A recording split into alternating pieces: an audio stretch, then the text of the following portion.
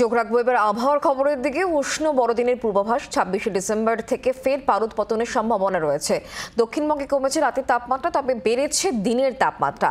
উত্তরবঙ্গে ঘন কুয়াশার সতর্কবার্তাও দেওয়া হয়েছে। এই সপ্তাহ নিয়ে আমরা আরো জেনে নেব, কথা বলবো অয়ন ঘোষাল এই মুহূর্তে আমাদের সঙ্গে রয়েছেন, আমাদের প্রতিনিধি। অয়ন, হাওয়া অফিস তাহলে ঠিক কি জানাচ্ছে? গতকালের পর আজকেও তাপমাত্রা, রাতের তাপমাত্রা খানিকটা কমলে পরও তাপমাত্রা ওভারঅল 2 থেকে 3 ডিগ্রি বাড়বে। তার ফলে আমাদেরকে 25শে ডিসেম্বরটায় জাঁকিয়ে শীত আমরা পাবো না, মনোরম একটা পরিবেশই তার মানে আমরা পাবো, তাই তো বলছে হাওয়া অফিস।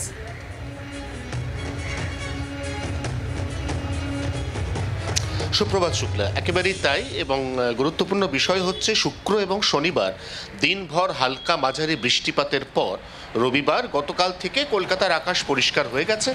ঝলমলে মেঘমুক্ত যে আবহাওয়া, সে আবহাওয়া কিন্তু একটা উৎসবের যে আবহ, সে আবহটাকে তৈরি করেছে। এবং তার থেকেও যেটা গুরুত্বপূর্ণ বিষয় সেটা হচ্ছে এই মুহূর্তে আর কলকাতায় বৃষ্টি বা মেঘলা আকাশের কোনো পূর্বাভাস থাকছে না। 24 তারিখ অর্থাৎ আগামীকাল বড়দিনের আগের দিন সামান্য আংশিক মেঘলা আকাশ কলকাতা শহরে থাকতে চলেছে এবং যার জেরে বড়দিন একটু উষ্ণ হতে চলেছে। তবে বড়দিনের পরের দিন 26শে ডিসেম্বর আবারও তাপমাত্রায় কিছুটা পতন, এবং সেই পতনের পরে কলকাতা শহরের রাতের তাপমাত্রা 16 থেকে 17-র মধ্যে ঘোরাঘুরি করবে, দিনের তাপমাত্রা 24 থেকে 26-এর মধ্যে ঘোরাঘুরি করবে।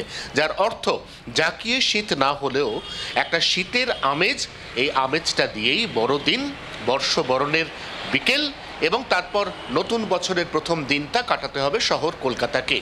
এবার প্রত্যেকের একটাই প্রশ্ন, জাঁকিয়ে শীত আবার কবে ফিরবে?